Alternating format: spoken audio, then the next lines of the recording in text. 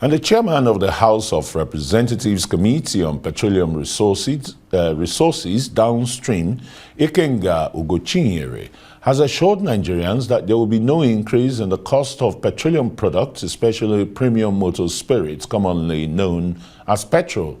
Addressing recent reports of a likely increase in the price of oil products, Ugochinyere says he is confident in the ability of the Nigerian National Petroleum Company Limited to steady the ship, while advising Nigerians against panic buying of premium motor spirits. He says things look better to improve in the country's refining ability, with the Dangote refinery set to begin refining products.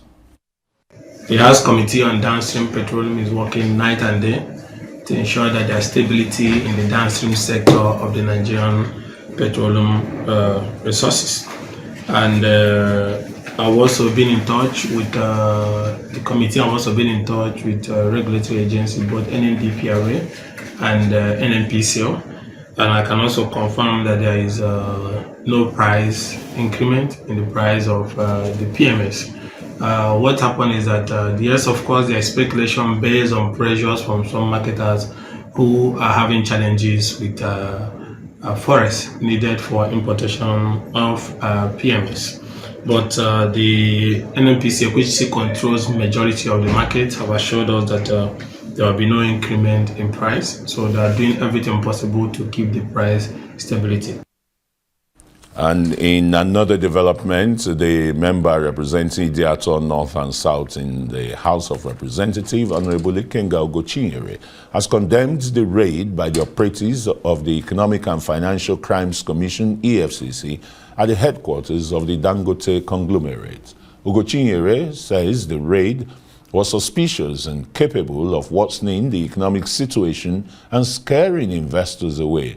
Reports say that the EFCC is conducting a comprehensive review and investigation into foreign exchange utilization in the last 10 years, which involves scores of leading companies in the country that may have benefited from forex allocation from the Central Bank of Nigeria. The targeted companies include Dangote Group, TGI, and flour mills, among several others. We got the information about the EFCC raid on Dangote's company. We felt a little bit that why the media drama, why go to a company that you have written to submit documents for you as it has to do with their forex transactions for the last 10 years, and then you go there with about 300 more men, with media men and cameramen. I think we should go past this media razzmatazz in investigation. It does not help investigation, because here you have a company that have public investment. Here you have a company that foreigners have invested billions of dollars to get it to where it is today. When this kind of negative story, just because you are doing an investigation and you have already criminalized the person, we may have a situation whereby the refineries may be affected, because there is foreign investors who have put in billions of dollars, and that will also make other people who want to invest in the downstream petroleum sector to be skeptical about the way we do our businesses and investigation. We also made inquiries to find out that this invitation to investigate forex transactions was given to over 55 companies or thereabout. So if it was given to about 55 companies by EFCC, why go to Aliko Dangote's company with 200 policemen or 300, and then with Mopomen to cut away documents, same documents that you have also written and asked. And one thing about this document, every document about FS transaction with central bank, the EFCC have unrestricted access to this information. So what you would have done, you don't even need them. You would have just asked central bank to give you the FS transaction in the last 10 years. And then when you do your investigation and there are some areas that you find discrepancies, you cannot even start inviting the company. So I thought that the way the company was raided is unhealthy. It's also wrong, contrary to our desire to attract foreign investment into the country. And coming at this particular time, I feel the motive is not just investigation. Maybe somebody just, because even before they got there, the news was all over the place that they have got on. It's a business place. Every country encourages their investors, especially indigenous one. Okay, let's have this conversation with Associate Professor of Law, Sam Amadi, who is a RISE analyst and also the Director, Abuja School of Social and Political Thirds. Sam, very warm welcome to Newsnight. I mean, Thank you. The usual, would you call these sting operation fundamental breach of rights, EFCC barging into companies with, hundreds of security operatives? Why that? Well, again, I think we should, I don't see much violation of rights here, except we report on what they actually do. Look, Ugochukwu said, Honorable, said, look, they gave it to 50 companies they're investigating. Nigeria, sometimes police investigation is not indictment, whether it's EFCC or ICPC. In fact, investigation can give lead to people who could be further investigated. So as a matter of fact, you could be investigated because you are, you can lead up to real culprits. So first, further revelations. Exactly. There's nothing here that says Dangote has breached any law. Yeah. So the fact that EFCC decides to investigate the matter, they follow lead. So assuming there are statements that show that Dangote benefited from, don't forget, the script here is preferential allocation. So it might be that each of those people got it rightly, in which case the investigation will show that actually allocation was done rightly. Rightly. And it's been taken back 10 years in the last decade. So this is like a policy audit. Now, if the National Assembly was active, half of this work they should have done. The policy audit. The central bank is created under the Central Bank Act. Yeah. And under Section 84 of the Constitution to 88, the National Assembly oversight power is to go after agencies that have made law and appropriation those are fund for. So they should have been the ones who did this initial audit. Look, we've been talking about this so-called forex double standard, and it's antitrust. It's breach of competitive law.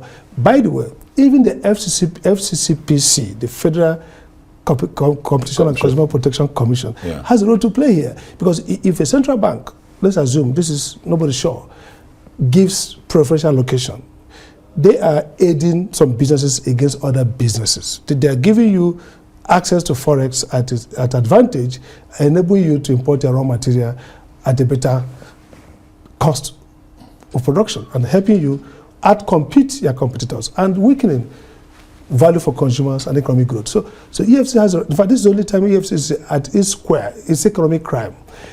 Investigate, but three things are important. One, within your powers, due process, authorizations, no arrests, that's on one term, no destruction of anything. You take record of everything you have carted away. You go to court when there's an indictment, enough evidence to proceed against anybody, and you discharge those who have clean bill. The key point here is often that there are no disclosures. EFCC should have done a statement, come out and say, look, today we carried out this operation, this is what we were looking for, this is how we did it. So for close, the mayor of New York, who is a 20-year-old experienced police officer, his phone was taken. Abruptly, the FBI swooped on him, took away his phone. And he said, I gave it to them. They will go through it. This is due process. They will return back, and then that could build up to further investigation if there's anything. They're looking for finance contribution that may be irregular.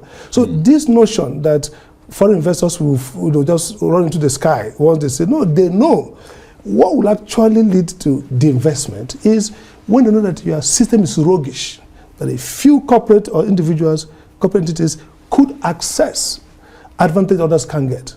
For years, people like Ibe to them, Boa. So we need to really get to competition, antitrust, seriously. We need to clear this. So this is not indictment, this is not terribly bad. The key thing is maybe they should go with less, security operatives. But the question here is, the question here is, why wait for 10 years? To look at the backlog. Why is it not annually and the rest? EFCC, the NFIU,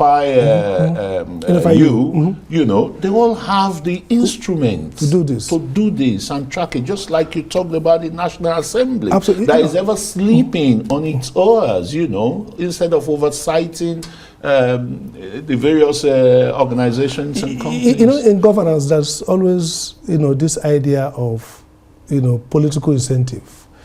For example, Biden is going to investigating the 9/11, the January 6th insurrection, so-called.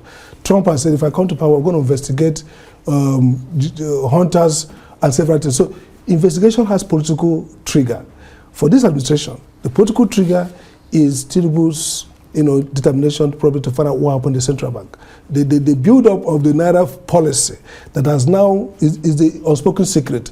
That's why they appointed the so-called independent counselor, independent investigator, who has now created this domino. So this is a ripple effect of the work of the independent investigator, whose job proceeds from political incentive. Now, if the president got support of the former central bank governor when he was there, probably won't have this investigation. So every investigation is triggered by political events. Some kind of, So this is a political expediency. Politics triggered what may be a beneficial public good. That's how it works. That brings out that question again. Yes. Why single out Dangote conglomerate and raid the place with the number of security operatives? The organization is already being criminalized here. By this action? Yeah. I don't think it's criminality. Look, if I was the EFCC chief, I would look at the evidence. Where is the big issue happening? Don't forget that the Dangote 660-something thousand barrel per day petroleum refinery company, yes, is being financed with some support of the central bank. Okay? The Nigerian government invested. But they invested. Good, so you wouldn't say but it passes through it's an investment. I know. Yeah. No criminalization. So it creates a sense in which you can say Dangote is more important than XYZ company in terms of forex. So let's not prejudge EFCC and let's not prejudge Dangote. There's nothing in the world of law enforcement, what we call prosecutorial discretion. The agency looks at the map and say, where do we go first? It's possible that tomorrow they hit BOA. I heard that BOA is also later go to BAUA, later go to several companies. So yes, Dangote is big. Dangote is the corporate giant, and the perception that Dangote is being persecuted will be dangerous. That's why I said the EFCC has to come out. Isn't that what it's looking like now? But they should have to come out with a statement to say this is what we're looking for. That's what the EFCC should have done. This is what we're looking for. This is why we went to Dangote. This is what we're leading on. But in the eyes of the public, you're a lawyer, Harvard graduate from the Harvard Law School. When you look at issues like this, would you say this has been painstakingly done, singling out? Because all over the media, it's Dangote that we heard. Sure. And it's like, I still use the word. Are they trying to criminalize this company and its ownership? I think it's a mismanagement of public engagement and public communication. I think from the EFCC. From the EFCC. So they need to first come out, because perception, if you go after Dangote, you'll be seen in the build-up to all the issues around Dangote cement, Dangote. Yeah, because this is a man who's built his conglomerate for more than 40 years. So you need to come out and tell us there's a smoking gun. Yeah. That this is what we're looking for. We're not criminalizing, but we want to trace this. That's important, public disclosure. At this point, again, the second point is that I think the notion of investigation carrying too many officers storming the premises is old school. They should go there in a decent manner. And by the way, I heard Dangote say, we're going to bring it to you. They say, we want to come. That's fine. You go there with suit-wearing operatives who go there, meet with the management, get what we want, and then tell people, we finish the operation, we're coming back, want to go and review. Clearly, and I totally agree with you, the perception will be that, look, like I said, the start point of this is the notion of government has incentive to investigate central bank. That's what they brought the social investigator, which in my view is not constitutional. If you look at what the US Supreme Court said in Johnstown Steel and Tube Company, Justice Robert Jackson says, when the president is acting without Congress authorization, National Assembly, the Constitution, his power is very low. There's no presidential power to authorize intrusive investigation into companies, but even statutory companies. But the National Assembly has those power, and the EFCC has power. So I like the fact that EFCC is doing it with check and balances, but we need to see more transparency, we need to see more self-restraint in terms of physical show of force. So it doesn't look like somebody's going to intimidate Dangote, or this looks like an attack on a corporate giant, but it looks like clearly that government is tracing forex is not necessarily criminal. By the way, if you have preferential allocation of forex, it does not trigger necessarily criminal misdeed, because it could be a policy misdirection. The policy is neutrality. But if you the preferential treatment for Dangote does not ipso facto amount to a crime. that. So the notion that somewhere Dangote is going to jail is just neither here or there. The key thing that will come out of this is government making regulations to strengthen the use of forex. For economic development, so that we don't have opportunity for preferential treatment that will destroy competition and lower value for customers and everybody, not just in cement, in other things, manufacturers. We should be able to have a level playing field. That's the real incentive for investment. People know that, look, if you get into this market, you have a queue for allocation. You have rule-based allocations, whether it's of forex, whether of expatriate quota, or even physical, credits that and tax holidays that you enjoy. Everything is clearly going to follow the rules. So I just hope that EFCC conduct these processes transparent, give us regular briefing about what's going on, and again restrain itself from showing too much physical force. Stampeding and maybe obstructing corporate operations. Yeah, that definitely would have obstructed the company's that's not the way to go. Operations. Absolutely. It's not that we need investment. We need to be thorough. We need to do transparency, integrity, but without really showing that we are a criminal universal people. application of rules and decent law enforcement strategies. Not look like that's going to be. You are not going to raid a robbery den, or a terrorist hideout. Absolutely correct. That's true. And I think there should be now statement from each investigation. You tell us what you went for, why you did it. You don't have to give us details because you're investigating, but let people know that, look, we just had conversation with Dangote management on some issues. We are building up, looking for X, Y, Z. So far, it doesn't look really like that's a smoking bomb of criminality. This is basically 10 years of forex misapplication has to be seen as a system that functionality. As the government come to say that it's forex misapplication and the rest. The point, like I always say, that look, every government. What new forex have they generated? Nigeria's savings and what have you is depleting. Well, the key point here is, look, let's give some good faith to EFCC, but the point is that they have to also know that people don't have confidence in the system anymore. People read political vendetta is writ large. For example, if you didn't put Emefiele behind bars for too long, if you had brought up a charge and proceeded transparently and clearly, and then one leads to another, and we're now looking for forex investigation, people have confidence. Now everything is the smoke screen, the whole dust is around persecution, political vendetta. Yeah. That's the problem with politicizing the process. And if they had gone through a real clear procedure, how can we, Sam? How can we really separate, operational organizations like the EFCC, ICPC, for this from political vendetta, like you said? Two things: leadership. For example, EFCC doesn't need to proceed on investigation because executives want it. They have to make an independent determination that's actually need for that. I give an example. The people who have been asking for, when Trump was in power, they wanted to investigate Hunter Biden. The FBI didn't see enough reason to proceed. To do that. So institutions like EFCC should be independent. They don't need to proceed because the body language of the presidency or anybody says so. Says go. They have to be independent. So they have to base it on their own assessment, institutional assessment of if there's need to proceed. The same with arrest. You don't just say, okay, you arrest somebody, then you start looking for evidence. You keep watching. Then when the evidence builds up to... But that's always been their modus operandi. That's why they're not seen as independent, because they read the political language and go after persons that maybe the politicians in power have incentive to go after. But if they detach themselves from that politics and see themselves as institutions that have criteria for assessment, there are real benchmark for knowing when something is ripe for action. So is there really anything serious about this investigation? Is it a policy investigation, not criminal? So if, for example, our structure for forex allocation, our CBN institutional framework is weak, can we propose amendment? Can the central bank develop new procedure that guarantees this level of neutrality? Most of these shouldn't be criminalized. They should be seen as policy failure, programmatic administrative rule failure, and use administrative rules to reform them. And then we'll go after people who have really committed criminal actions or corrupt actions in spite of the weak system. So there are system repair. There's also individual accountability. somebody can commit a crime because the system is weak. So we repair the system, but proceed against the crime. But don't criminalize system failure. Don't criminalize policy failure, because policy failure speaks to policy reform.